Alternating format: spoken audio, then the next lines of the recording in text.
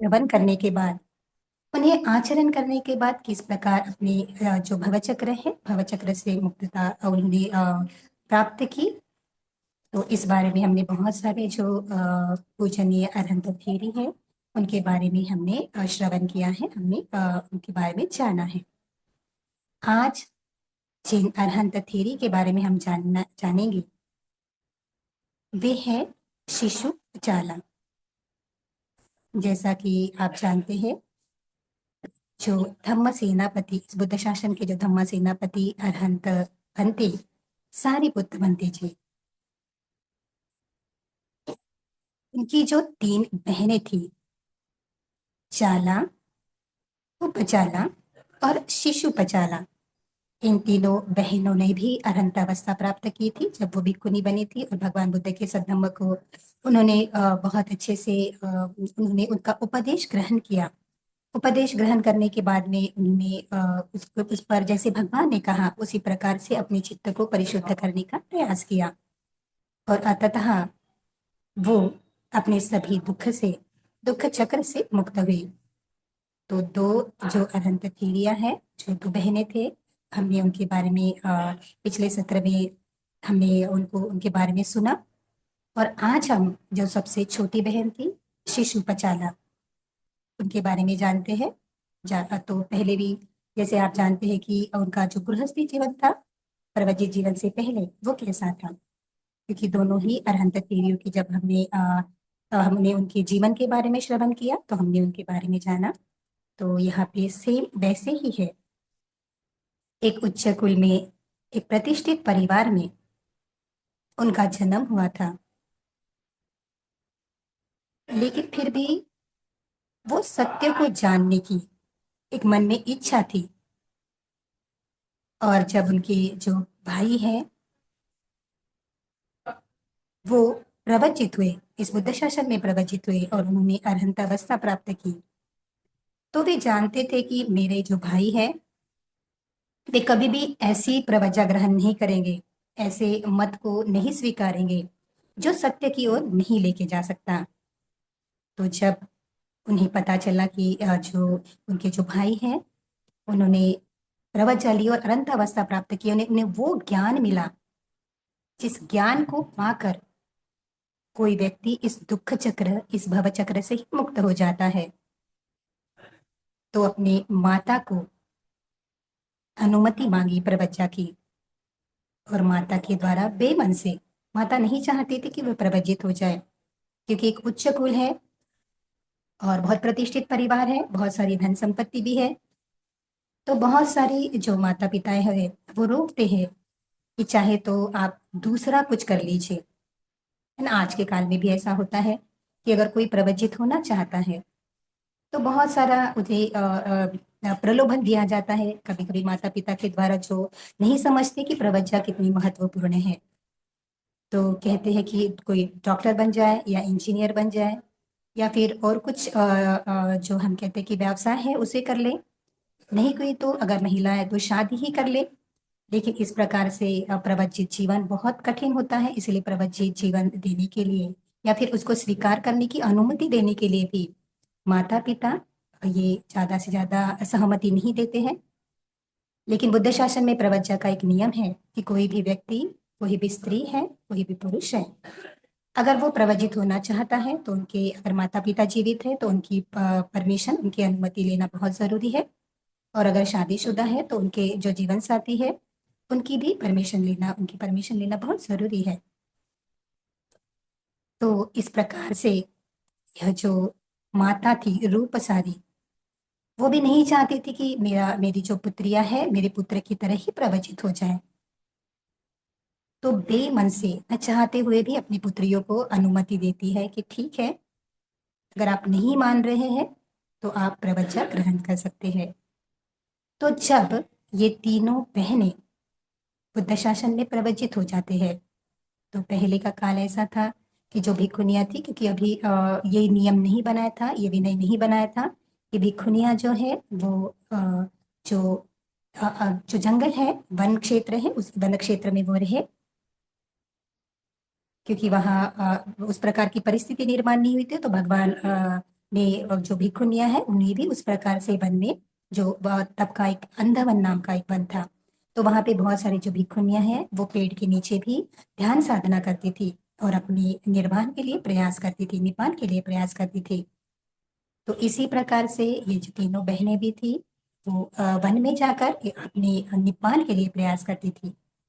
तो और एक महत्वपूर्ण बात ऐसे है कि जब भी कोई निर्वाण की प्राप्ति चाहता है, प्राप्त करना चाहता है और उन्होंने अपने सभी प्रकार के मारों को समाप्त किया, सभी प्रकार के पंच जो 5 मार होते हैं, हमने पिछले सत्र में देखा था जो 5 मार होते हैं, उनमें से जो 4 मार हैं, जैसे किलेसा मार, खंदा मार, उसके बाद में एक मार है अभिसंखारा मार, मच्छो मार, ये उनका जो समाप्त हो जाता है, मच्छुमारी यानी मरने का भय भी समाप्त हो जाता है और अभी उन्हें विजय प्राप्त करनी है।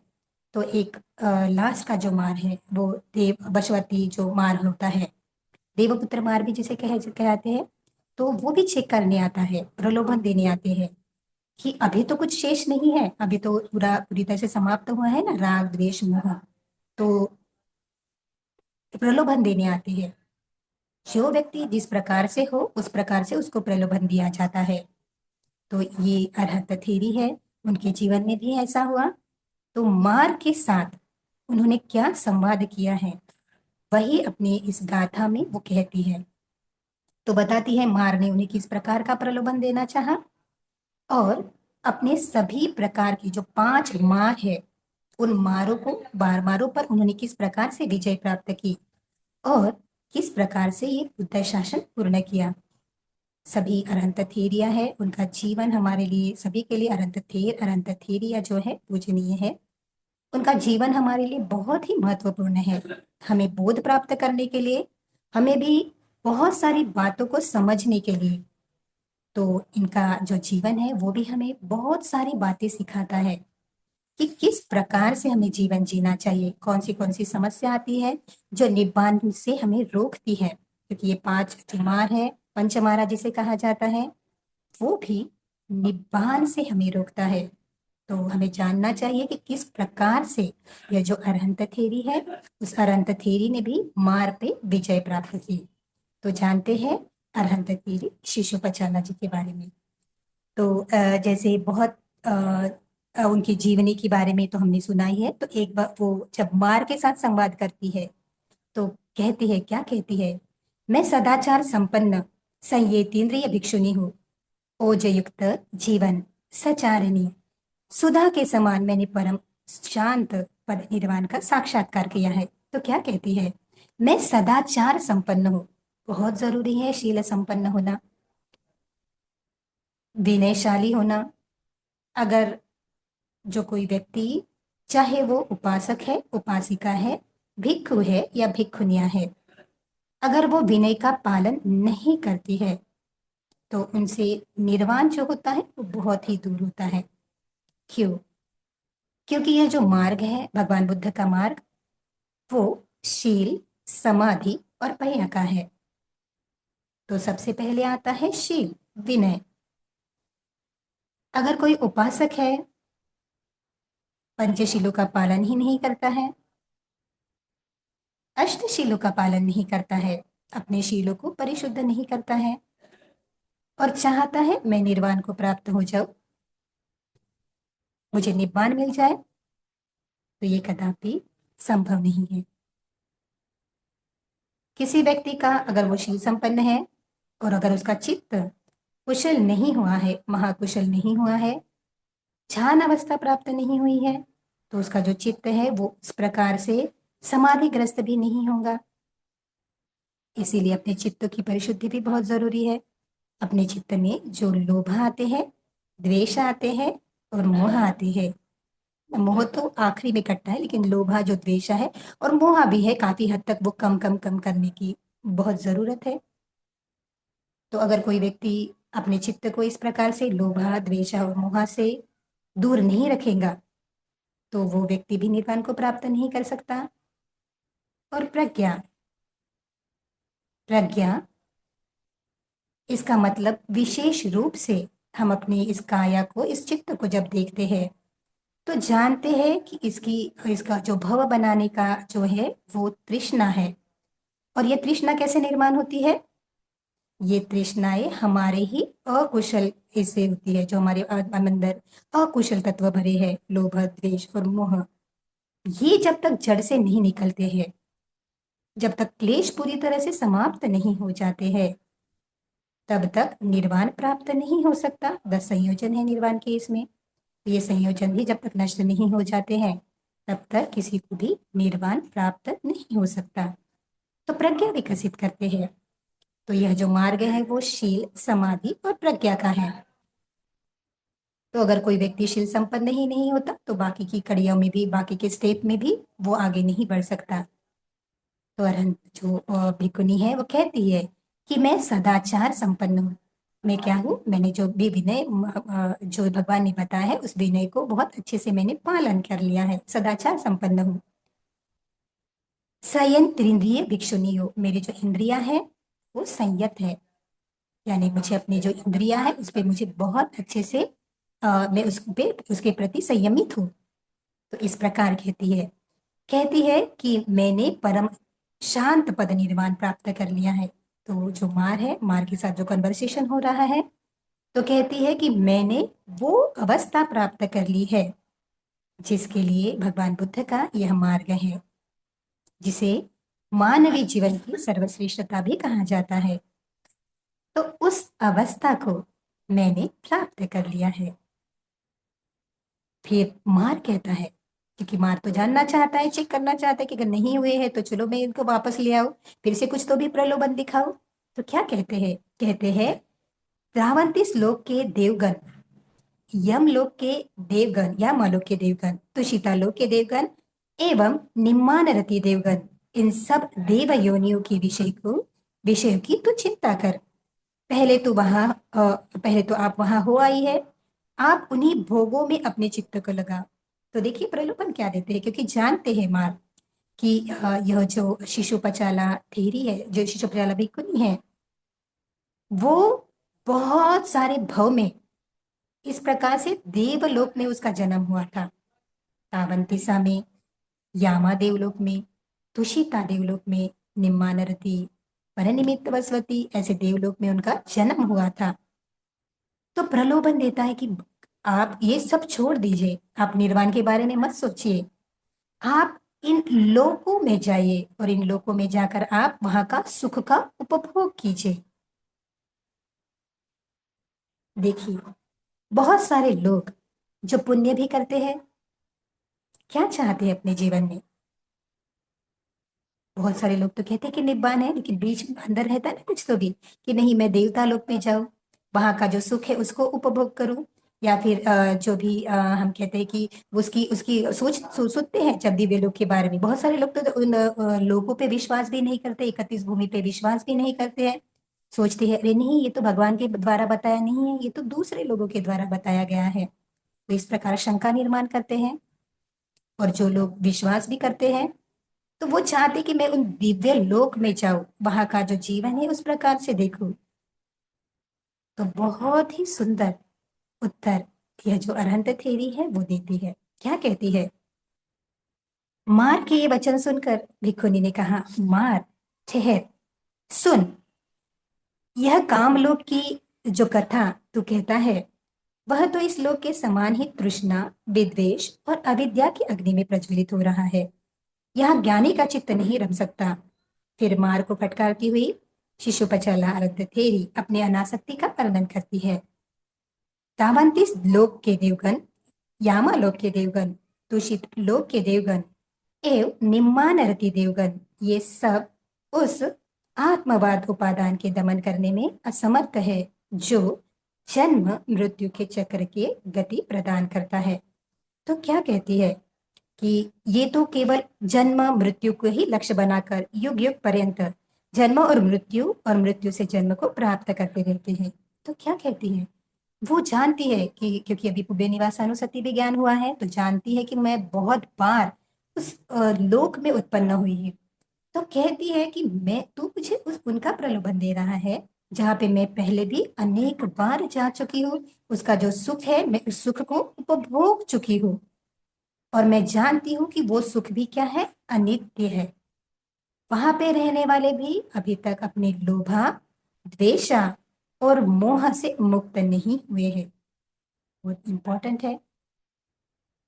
बुद्धिज्म जो फॉलो करता है, बुद्ध का धम्म जो फॉलो करता है, उन्हें समझना चाहिए कि जो अंतिम लक्ष्य, पुण्य भी कर्म कर रहे हैं, ये सभी पुण्य कर्म कर रहे हैं, तो क्या सुगति प्राप्त करने के लिए कर रहे हैं कि मुझे सुगति प्राप्त हो जाए, मुझे दिव्य लोक प्राप्त हो जाए, या फिर मैं तावंतीस देवता लोक में जाऊं या यामा देवता लोक में जाऊं। तो बहुत सुंदर बताती है, कहती है वो लोग भी जिसके बारे में तू मुझे बता रहा है, वो लोग भी क्या है, वहां पे भी जो लोग हैं वो अभी भी लोभा, द्वेषा और मोह की कम है ना, उस ये भूमि में तो कम है, लेकिन फिर भी है। तो क्योंकि जब वो पुण्य का विपाक वहां से खत्म हो जाएगा, समाप्त हो जाएगा, तो वो लोग भी तो यहीं पे आएंगे और अपाय में जाएंगे। तो अगर वो सुख इतना सुख हम कहते हैं कि इतना अल्प है, तो मैं उस सुख के पीछे क्यों जाऊं, मैं क्यों ना निब्बान की सुख के पीछे जाऊं। तो बहुत जरूरी है, क्योंकि बुद्धिज्म फॉलो करने वाले महाकारुणिक तथागत सम्यक संबुद्धि के सद्धम्म को पालन करने वाले लोग ये भली प्रकार से जानते हैं कि जो भी पुण्य कर रहे हैं, जो भी इस बुद्ध शासन में जो भी पुण्य कर रहे हैं, वो पुण्य मेरे निर्वाण के लिए सहायक हो जाए। इसी प्रकार से क्या करते हैं, संकल्प करते हैं, अधिष्ठान करते हैं। क्योंकि कहीं ना कहीं उन्हें भी लगता है कि बहुत बार मैंने, अभी तो याद नहीं है, स्मरण नहीं हुआ है, क्योंकि पुब्बे निवासानुसति का ज्ञान नहीं है, लेकिन हो सकता है बहुत चांसेस है कि इस कल्प भर में भी हमने बहुत बार, हो सकता है कि ये हमने अभी तक जो जीवन जिया है, भगवान कहते हैं एक सूत्र में कि कल्प भर भी अगर रहे और किसी ने हमारे जो हड्डियां हैं उसको कहीं पे भी वो डिस्ट्रॉय नहीं हुए हैं, और किसी ने इसको एकत्र किए हैं, तो जो वेपुल्य पर्वत है, उस वेपुल्य पर्वत जैसा ही क्या हो जाएगा, हमारे जो हड्डियां हैं, हड्डियों का ढेर जमा हो जाएगा। तो देखिए इतने भव चक्र में हम लोग क्या करते हैं, बार बार जन्म लेते हैं। तो अभी तक हम सोतापति अवस्था को भी प्राप्त नहीं हुए हैं। तो बहुत सारे चांसेस है कि हम लोग देवता लोक में भी गए होंगे, वहां का भी सुख उपभोगा होगा, लेकिन फिर भी वापस आए ना मनुष्य लोक में। और यहाँ पे कुशल कर्म करेंगे तो और उधर जाएंगे, अकुशल कर्म करेंगे तो और नीचे जाएंगे। तो ये भव चक्र कभी समाप्त होने वाला नहीं है। तो कहती है कि यह जो भव चक्र है, उसे केवल क्या कह सकते हैं कि ये जो प्रलोभन आप मुझे दे रहे हो, वो प्रलोभन भी क्या है, वो भी वो देवता लोक में भी क्या, वो जो सुख है वो समाप्त होने वाला है, क्योंकि वहां पे भी लोभ, द्वेष और मोह की जो अग्नि है वो अग्नि चल रही है। तो समझना चाहिए कि अगर हम लोग अभी अपने निब्बान के लिए प्रयास नहीं कर रहे हैं, अभी वैसे कुशल कर्म नहीं कर रहे हैं जो हमारे निब्बान के लिए सहायभूत हो जाए, तो इस बुद्ध शासन में अभी नहीं कर रहे। जब बुद्ध शासन है, बुद्ध का धम्म है, हम उसे श्रवण कर रहे हैं, आचरण कर रहे हैं, तो अगर अभी भी हम अपने लिए निब्बान नहीं चाहते हैं, तो इसका मतलब है हम और दुख चक्र में पड़ने वाले हैं। तो सचेत होना है, जागरूक होना है, जिस प्रकार से भगवान बुद्ध के मार्ग पर चलने वाले ये पूजनीय जो भिक्षु भिक्षुनियां है, इस प्रकार से सचेत रहते थे कि मुझे, हमें कोई भी प्रलोभन ना आ पाए, हमें इस मार्ग से कोई भी च्युत ना कर पाए। तो कहती है कि वहां पे जो देवता गण है, वो भी क्या है, आत्मवाद उपादान से, आत्मवाद उपादान यानी मैं मेरे का जो भाव है, मैं मेरे के भाव से ही वो क्या होते हैं, आसक्ति में बंधे रहते हैं कि नहीं मैं हूँ, मेरा हूँ। तो ये देवता लोक में भी है, तो उसी प्रकार से, क्योंकि जो सुख है, उस सुख का जो प्रमाण है वो वहां पे ज्यादा है। जैसे जैसे ऊपर ऊपर देवता लोग जाएंगे, उसका लेवल जाएगा, उस प्रकार से वो सुख है वो बढ़ता जाएगा। तो जानती है कि वहां पे भी जाके यह जो आत्म है, मैं का जो भाव है, जो आसक्ति है वो नष्ट नहीं होती है। तो कहती है कि वहां पे भी जन्म लेकर मैं ये असमर्थ हूँ, नष्ट करने में असमर्थ हूँ। जो जन्म मृत्यु को चक्र को गति प्रदान करता है, तो ये भव क्या करते हैं, जन्म और मृत्यु, बार बार ये जन्म और मृत्यु का जो चक्र है, उस चक्र को गति देते हैं। क्योंकि मन में अभी भी तृष्णाएं है ना, देवलोक जाने की तृष्णा है, ब्रह्म रूप ब्रह्म भूमि में जाने की तृष्णा है, अरूप ब्रह्म भूमि में जाने की तृष्णा है। तो कहती है कि ये जो आत्मा भाव है, ये जो आसक्ति है, वो कभी भी वहां पे नष्ट नहीं होती है, यानी अब अभी भी अगर धम्म में नहीं रत रहे तो वहां पे बढ़ती रहती है।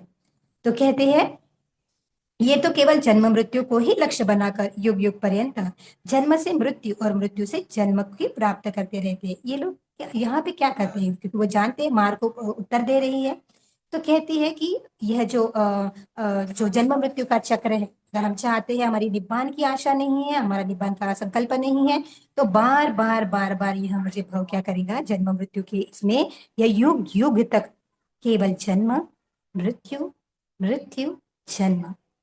च्युति है, पटी संधि है, पटी संधि के बाद में फिर से जीवन, जीवन के बाद में च्युति, च्युति के बाद में फिर से पटी संधि के बाद में फिर से जीवन, जीवन के बाद में फिर से च्युति और फिर पटी संधि। ये जो चक्र होता है, ये चक्र अविद्या से ही शुरू होता है। पटीच समुत्पाद हम सब हमने सबने बहुत बार सुना भी होगा, पढ़ा भी होगा। तो यह जो अविद्या है, ये भव चक्र में जो आसक्ति है, वो आसक्ति है हमें क्या करती है, इस भव चक्र में बार बार बार बार बार बार हमें वहां पे बांधती है। तो कहती है यह सब लोग आग से जल रहा है, लौ दे देकर चल रहा है, आग से यह प्रज्वलित हो रहा है, प्रकंपित हो रहा है। न कंपने वाला वह अद्वितीय केवल ज्ञानी जनों द्वारा ही सेवित धर्म है। तो कितना सुंदर बताती है, क्या कहती है, कहती है कि यह जो जन्म मृत्यु का चक्र है, वो तो क्या है, आग के समान है, आग की लपटों के समान है, उनकी लौ के समान है। क्योंकि जो अज्ञानी लोग होते हैं, जो नहीं जानते कि यह जन्म लेना ही अपने आप में दुख है, अगर ये जन्म चक्र ही समाप्त हो जाए तो फिर से ये सब जाति जरा व्याधि मरण, ये सब कुछ दुख नहीं सहन करने पड़ेंगे। तो कहती है ये जो है, ये सब आग है, लोगों को लगता है ये सुख है, सुख है, लेकिन ये क्या है, दुख ही है। तो ये दुख हर जगह क्या हो रहा है, प्रज्वलित हो रहा है, प्रकंपित हो रहा है। लेकिन केवल ज्ञानी जन है, ज्ञानी जन कौन, जो महाकारुणिक तथागत सम्यक संबुद्ध के सत्धम्म का श्रवण करते हैं, उनके अनुसार आचरण करते हैं, और उस मार्ग पर अपने दुख मुक्ति के लिए उस मार्ग पर निरंतर चलते रहते हैं। तो कहती है केवल ज्ञानी जन ही जान पाते हैं कि वो जो क्या सेवित धर्म है और क्या असेवित धर्म है। तो कहती है जिनका जिन भगवान बुद्ध ने मुझे उपदेश दिया है, मैंने उन भगवान से उन उपदेश को सुनकर अपने मन से लगाया, मैंने शास्त्रा के शासन का आचरण किया, फिर तीन विद्याओं को मैंने साक्षात्कार कर लिया, बुद्ध के शासन को पूरा कर लिया, मेरा संपूर्ण वासनाओं का मूलच्छेद हो गया है, अंधकार पुंज पाप का विनाश हो गया है। तो पापी मार, कहती है पापी मार, प्राणियों का अंत करने वाले, समझ ले आज तेरा ही अंत कर दिया गया है, तो आज मार दिया गया है। तो क्या कहती है कि यह जो भगवान बुद्ध का धम्म है, जिन्होंने भगवान बुद्ध ने मुझे जैसा उपदेश दिया है, मैंने उस प्रकार से अपने मन में उसे उच्चतम स्थान दे दिया है, और उसी के अनुसार मैं अपना जीवन जी रही हूँ, भगवान बुद्ध के मार्ग के अनुसार ही। और जिस प्रकार मैंने जीवन जिया, मैंने आचरण किया, क्योंकि धम्म का नियम है, जो भी धम्म के नियम का विनय का आचरण करता है, वो व्यक्ति निर्वाण को प्राप्त हो ही जाता है। तो कहती है कि मैंने भगवान बुद्ध के सद्धम्म का आचरण करते हुए ही तीन विद्याओं को प्राप्त कर लिया। तो कौन सी तीन विद्याएं हैं, पहले भी हमने इसको इसे जाना था। पहली है पुब्बे निवासानुसति ज्ञान, अपने बहुत सारे भव को जानना। दूसरा है दिव्य ज्ञान, जिसे हम कह सकते हैं कि बहुत सारे जिसे चतु उत्पाद ज्ञान भी कहा जाता है। चतु उत्पाद ज्ञान यानी बाकी के भी जो सत्व है वो भी जन्म मरण ले रहे हैं, इसी भव चक्र में बंधे हैं अज्ञान के ताकित कारण। और तीसरा जो ज्ञान होता है वो आसवक्षय ज्ञान, आसवक्षय ज्ञान यानी मेरे सभी आश्रय अभी नष्ट हो गए हैं, अब मैं इस भव चक्र में फिर से नहीं आने वाली। तो कहती है कि मुझे ये तीनों विद्याएं जो है, वो विद्याएं तीनों ज्ञान है, वो ज्ञान मुझे प्राप्त हो चुके हैं, बुद्ध के शासन को मैंने पूर्ण कर लिया है। तो ये जो बुद्ध शासन है मैंने पूर्ण कर लिया है, अब मेरा पूरा फिर से भव नहीं हो सकता। पिछली बार एक प्रश्न पूछा गया था कि जो अरहंत है वो कहाँ पे रहते हैं, है ना? तो हम सभी को यही एक क्वेश्चन होता है कि जो अरहंत हो गए हैं वो कहाँ पे रहते हैं, क्या उनका कोई अस्तित्व होता है, कहीं पे वो ऐसे होते हैं? तो जानना चाहिए। यह जो भव चक्र है वो भव चक्र क्या है? जन्म मृत्यु, जन्म मृत्यु।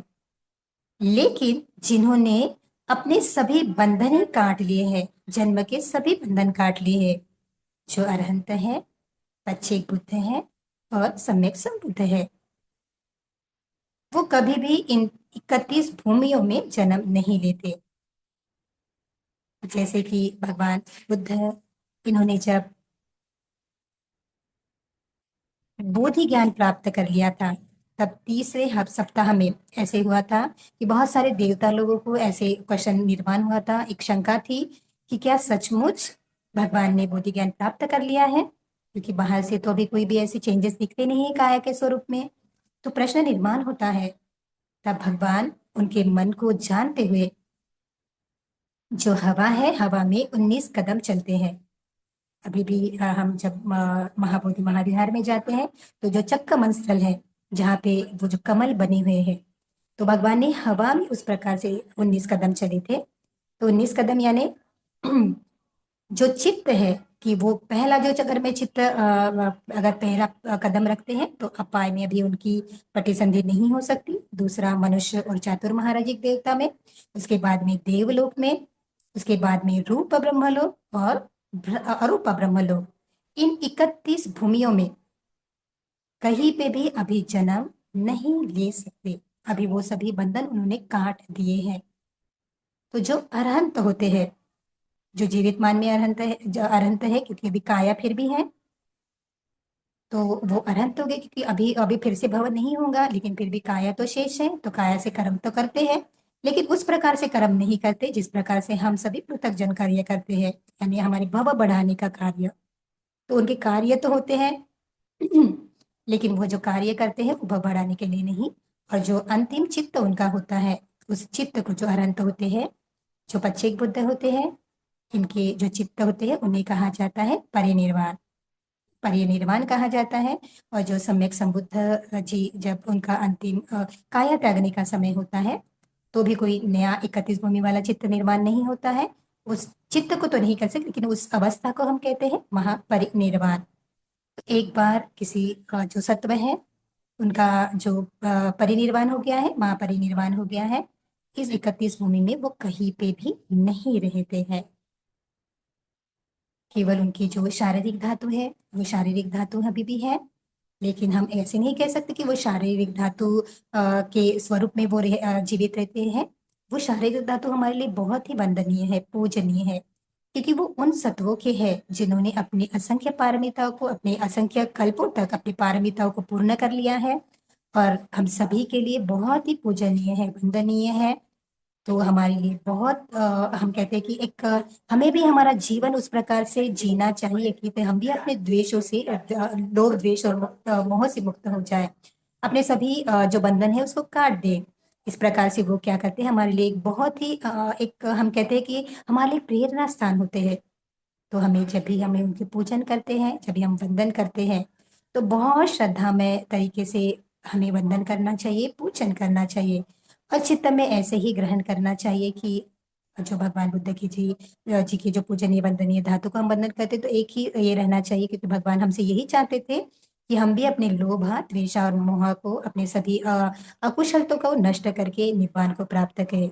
तो एक संकल्प ऐसे ही होना चाहिए कि हम जो भगवान ने हमारे लिए कहा है हम उसी मार्ग पर निरंतर चले, और अपने सभी जो हम कहते हैं कि जो भी हमारा ये भव चक्र है, भव चक्र समाप्त बनकर ये बुद्ध शासन को पूर्ण करने वाले हूँ। तो इस प्रकार से जो अरहंत थेरी शिशुपचाला है, वो भी अरहंत बन चुकी है। अभी कोई ऐसे कार्य नहीं करेंगे कि भव देने वाले हैं। तो कहती है कि मैंने इस बुद्ध शासन को पूर्ण कर लिया है। फिर कहती है मेरी संपूर्ण वासना का मूलच्छेद हो गया है। अभी ऐसा कोई भी मेरे मुझ में विकार नहीं है, कोई भी मुझ में क्लेश नहीं है कि जो मुझे फिर से दुख देने वाला है। मैंने अपने सभी वासनाओं को, वासना इच्छा, भव में जन्म जन्म लेने की इच्छा है, वो भी मैंने क्या किया है, समाप्त कर लिया। अभी मैं फिर से इस भव में जन्म नहीं लूंगी। तो कहती है अंधकार पुंज का विनाश हो गया है। कौन सा अंधकार? अविद्या का अंधकार। अविद्या ही तो है ना जो बांधे रखती है, और इस अविद्या को नष्ट करके ही जो प्रकाश फैलता है, वही प्रकाश, वही सत्य ज्ञान हमें निर्वाण देता है। तो ये अविद्या का बंधन टूट चुका है। तो कहते हैं कि ये जो अविद्या का जो पुंज है, उसका विनाश हो गया है। अभी अविद्या समाप्त हो गई, अंधकार समाप्त हो गया है। अभी क्या है? सत्य ज्ञान है। वो परमत्त ज्ञान है जिसको पाने के लिए न जाने कितने भवों तक उन्होंने पारमिता पूर्ण की। अपने दुखों को, जो भवचक्र है उसमें जितने भी दुख है उसको सहन करते हुए संकल्प यही किया कि मुझे भी निर्वाण का साक्षात्कार करना है। तो कहते हैं कि बुद्ध शासन को पूर्ण कर लिया है, अंधकार नष्ट हो गया है। और कहती है पापी मार, प्राणियों का अंत करने वाले। पापी मार, मार पापी है, क्यों? क्योंकि वही हमें च्युत करता है, वही हमें रोकता है निब्बान प्राप्ति से। तो कहती है कि पापी मार तो क्या कर रहा है? जो निब्बान प्राप्त करना चाहते हैं, इस भवचक्र से निकलना चाहते हैं, तो उसे फिर से इस भवचक्र में बंधाए हुए हैं, फिर से बांधना चाहता है भवचक्र में। तो कहते हैं कि तू प्राणियों का अंत करने वाला है। क्या अंत करने वाला है? क्योंकि तुझ में भटक के ही तुझे, जब तेरे प्रलोभन में आके ये जो प्राणी होते हैं, वो सुगति को नहीं जाते, उस मार्ग की ओर नहीं जाते। कुछ ना कुछ प्रलोभन आके ये जो मार्ग है वो उन्हें नीचे ही खींचता है। तो कहती है कि तू प्राणियों का अंत करने वाला है। समझ ले आज तेरा भी अंत कर लिया गया है। तो कहती है कि आज मैंने तेरा अंत कर लिया है। क्योंकि अपने मन में जो चित्त में है, या फिर जो पंच जो मार कहा जाता है, वो पंच मार में आज पूरी तरह से नष्ट हो गया है। मेरे लिए ये पूरा नष्ट हो गया है। अब मेरे लिए यह भवन नहीं बना सकता। तो बहुत ही अच्छे से बताती है कि अब मैंने तेरा अंत कर लिया है। तो ये एक हम कहते हैं सिंहनाद है, अरहंतों का सिंहनाद है। अपनी बुद्ध शासन को पूर्ण करने की घोषणा है, अरहंत होने की घोषणा है कि मैंने यह जो बुद्ध शासन है वो पूर्ण कर लिया है। अब फिर से मैं कोई भी दुख का, जो जो दुख चक्र है, शुरुआत जहां से होती है, उसको भोगने वाली नहीं हूँ। तो इस प्रकार से देखिए कितना सुंदर है। हर एक वाक्य जो अरहंत थेर का, अरहंत थेरियों का होता है, हमारे लिए बहुत ही बोधप्रद है। अगर हम एक एक बात बहुत अच्छे से श्रवण करते हैं और अपने जीवन में उसको पालन करने का प्रयास करते हैं, आचरण करते हैं, तो हम निश्चित ही निर्वाण की ओर जाने वाले रहते हैं। तो कोटि कोटि वंदन करते हैं अनंत थेरी शिशुपाचाला जी को, जिन्होंने मार के साथ यह संवाद जो है, उस संवाद करते हुए अपनी जो गाथा है, अपने जो हम कहते हैं कि उनका जो संवाद है, मार के साथ जो संवाद है, उन्हें कहा, जो हमारे लिए बहुत ही बोध देने वाला है। तो पूजनीय रत्नथिरी को कोटि कोटि वंदन करते हैं। साधु साधु साधु।